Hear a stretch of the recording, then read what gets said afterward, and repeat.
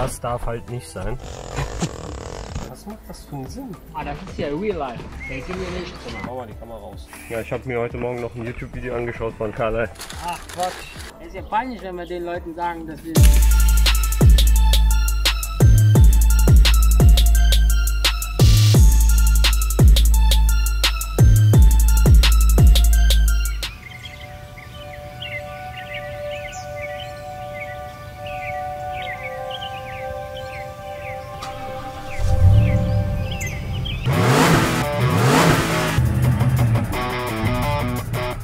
Morgen Freunde, heute Fahrtüberdachung mit EPDM von Resitrix. Schreibt in die Kommentare, wie ihr das findet, ob ihr das bearbeitet habt. Kanal abonnieren, Glocke aktivieren und los geht's!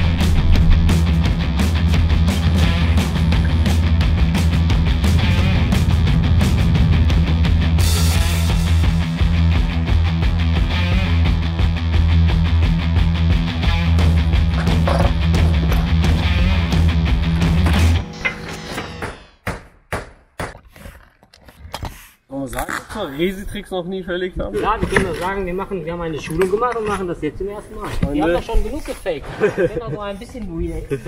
Ja, also Freunde, wir haben noch nie Resitrix verlegt. Wir hatten nur eine Schulung gehabt, aber sollte ja kein Problem sein. Ich sehe das ein bisschen wie die anderen selbstklebenden Bahnen, dass man darauf achten muss, dass man 5 cm überdeckt. Die Schweißraupe muss raus an den Schweißnähten. Randbefestigung mit Teller im Tal. Traufe separat, ein Schleppstreifen, das machen wir gleich noch. Wir lassen auch die Rinneisen ein mit der Oberfräse. Was wir eigentlich gar nicht brauchen. Was? Was wir eigentlich gar nicht brauchen, weil ja schon, das ist ja jetzt eigentlich schon tiefer, können wir uns das eigentlich sparen, oder? Fragen wir einfach mal die Community, was sagt ihr dazu? Ich würde jetzt die Rinneisen einlassen. Der Christian sagt nein. Also wir brechen dann jetzt hier ab und warten auf eure Antworten, bis das Video online ist. Genau. Also hier, wir lassen die Bahn, aber weiterfilmen. Wir lassen jetzt die alte Bahn drauf. Sieht noch gut aus, braucht man jetzt nicht unbedingt abreißen. Ich würde die doch hier gerne abschneiden, damit wir hier ein leichtes Gefälle dann zur Rinne haben und nicht hier, dass das Wasser hier steht. Schneide ich dann lieber doch hier ab und dann ist es sauber und akkurat.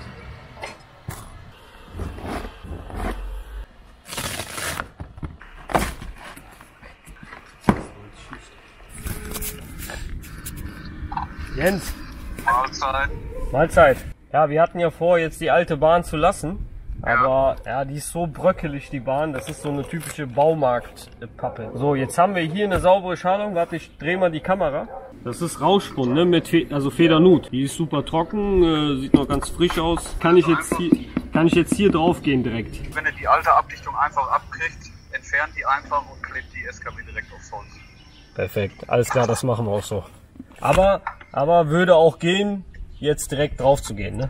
Wenn die lose liegt und nicht überall verklebt ist, ja. Dann würde ich es eher weniger empfehlen. Ja, okay, alles klar. Dann Planänderung, wir reißen alles ab.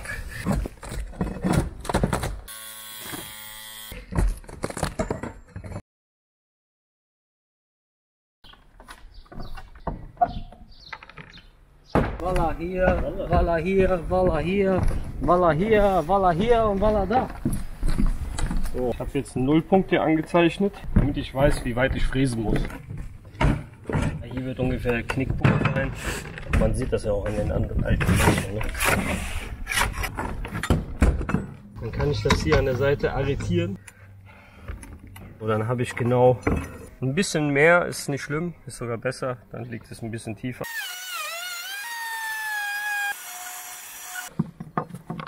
So.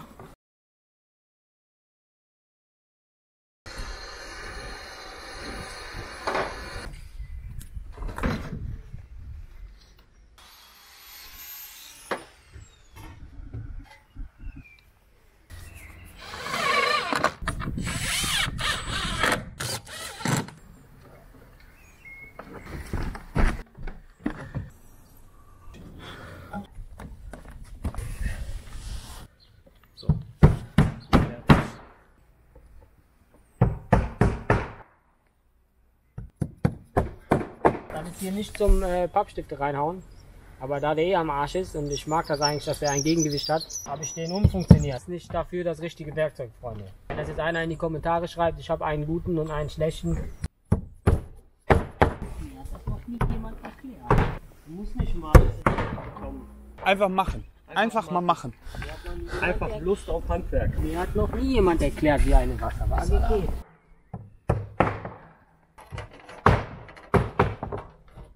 Das war ich, Entschuldigung.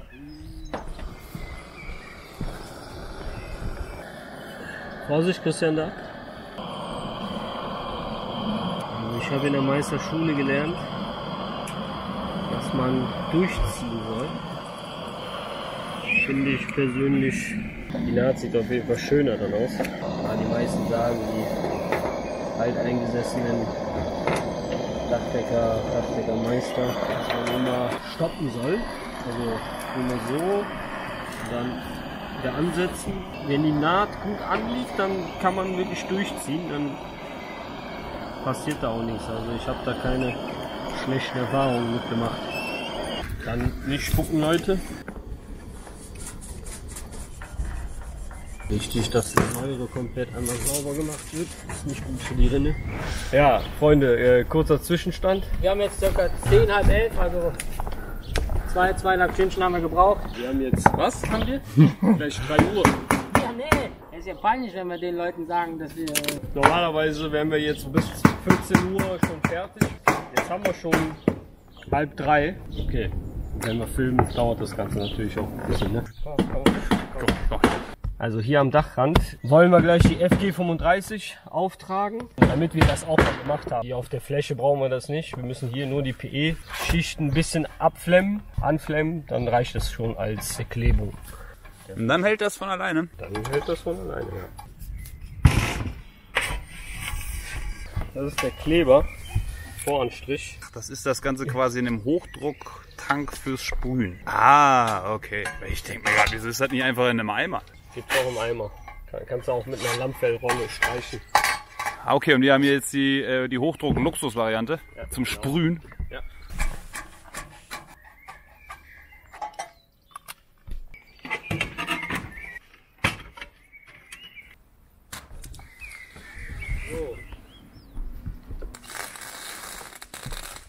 So, jetzt wird hier entfettet.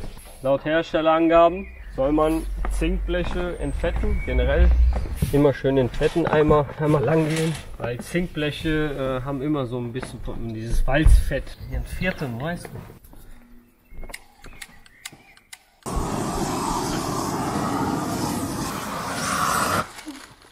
Ach Quatsch, wir müssen erstmal ausrollen. Ja, sonst ist ja die Folie am Arsch. Ja, das ist verkackt. Wir müssen das quasi ziehen wie eine PY. Du musst das jetzt erstmal ausrollen. Ich dachte, du weißt, was du machst.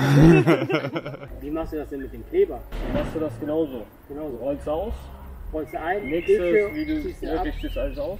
rollst du ein, ziehst die Folie ab und dann, also Kleber und dann... Ja. Besser auf EPS klebst. So, weißt du, mit dem Abziehen so. Ja, aber da habe ich ja keinen Kleber. So. Da muss ich ja nicht nochmal vorgehen und das abflemmen oder mit einem Kleber oder einem Primer vorprimen. Also am Modell fand ich die Bahn echt prima, wenn der da so eine Ecke gemacht hat. Aber jetzt hier so in der Theorie, ja okay, doch, nein, das ist super Bahn. Was macht das für einen Sinn? Warum dran? mach mal die Kamera raus. Wir wollen jetzt erstmal die Kamera aus hier. Keine Ahnung, verstehen Sie nicht. Weil wir jetzt einen Streifen schneiden, okay, an der Taufe, alles klar. Ja, ist das aber, das ist der Sinn, wenn wir keine Kasada drunter haben. Also, Ich kann doch jetzt direkt runterführen. Warum muss ich da noch eine Naht haben? So, meine lieben Freunde, ich weiß nicht, ob wir das irgendwann materialsmäßig noch verwenden werden. Aber wir haben jetzt erstmal einen Break gemacht für heute. Herr Christian, was sagen Sie? ja, ich bin immer wieder erstaunt, also es ist kein Blödsinn, wie anstrengend Filmen ist. Also man kann ja wirklich pauschal sagen, dass man da weniger macht, wenn man filmt. Aber ich weiß nicht, warum ich jedes Mal nach so einem Drehtag einfach fette bin.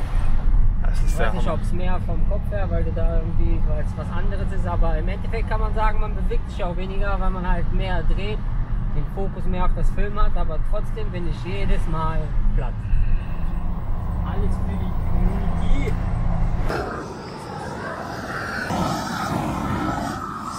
So, wichtig ist, dass man es einmal so schüttelt. So, man nimmt die Pistole.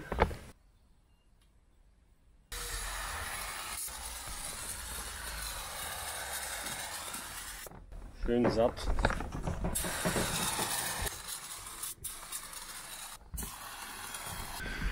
Ja, hier haben wir schon das erste Problem mit der Rinne. Am besten legt ihr euch hier ein Stück Resetrix rein und dann sprüht ihr hier auf die Kante. Da seid ihr auch safe, dann ist die schöne Dachrinne nicht von innen versaut.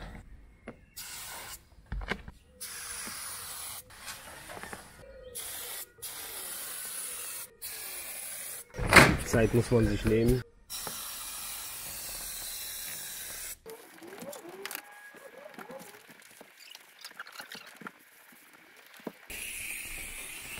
Ich muss sagen, macht schon Spaß mit dem Sprüher.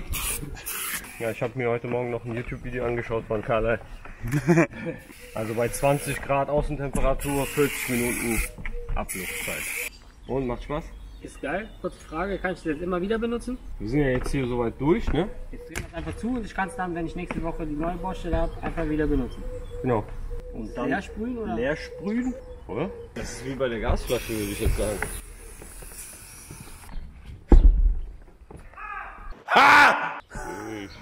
Gesundheit. Ja, hier muss man halt drauf achten. Jetzt hier ist natürlich ein bisschen mehr drauf. Das darf halt nicht sein. Der Kleber darf keine Fäden ziehen. Und hier an der Traufe ist ja auch schon alles trocken. Genau so muss es sein, dass das schön trocken ist. Jetzt können wir direkt hier jetzt einen Randstreifen schneiden und mit den Tellern befestigen.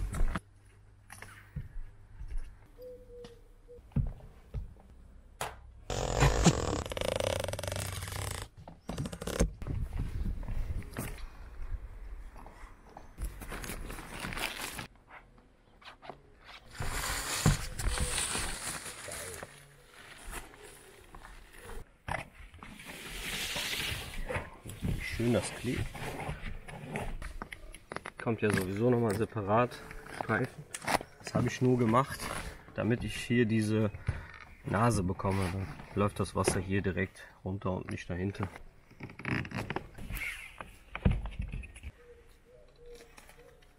Hier muss man natürlich noch föhnen, ne, ist klar.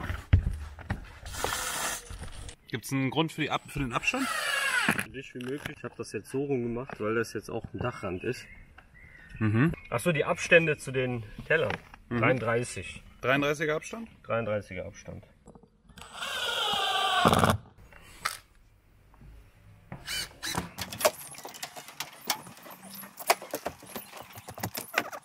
Hör mal, das ist ja real life.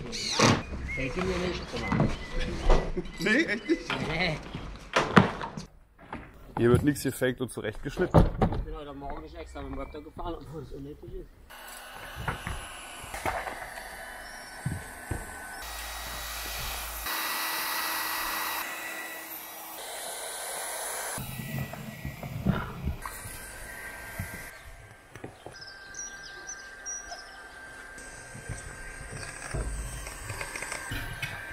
Mal schön rund schneiden.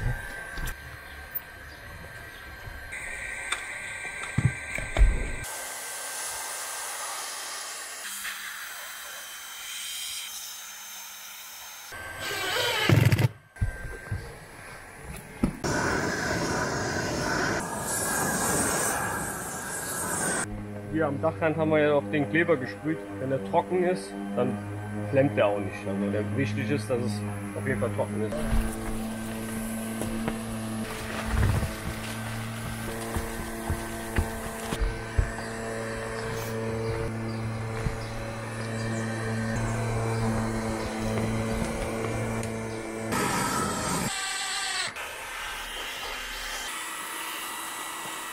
Ich verstehe jetzt nicht, hier ist ja nicht vollflächig geklebt. Ja, deswegen habe ich gedacht, gefragt, warum wir so viel überdecken. Ja, damit das schön hier so an der Kante ist, hat er auch gesagt.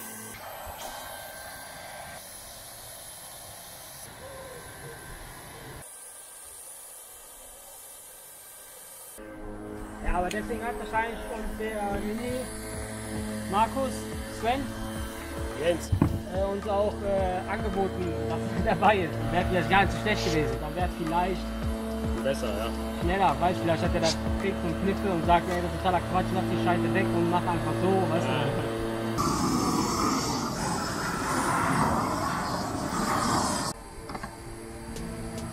Oh, das gute Stück hier. Den holt er erstmal raus.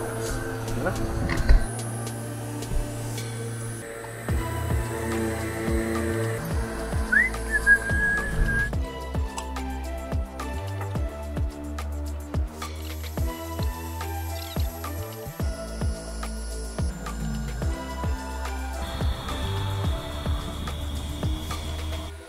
Lohnt sich einfach auch für so eine Fläche die Maschine mitzunehmen. Ne? Also Freunde, ein Föhnautomat, muss ich echt sagen, es lohnt sich.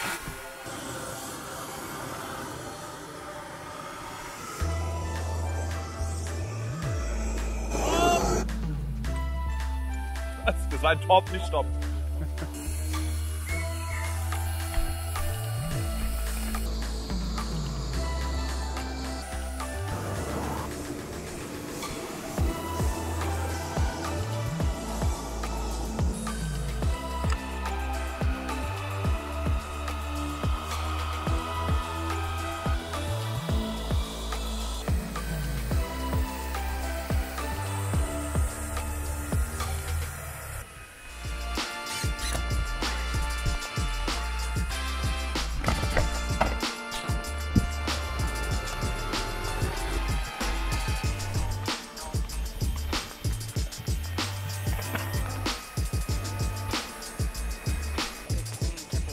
Jetzt ziehen wir stramm richtig, Christian.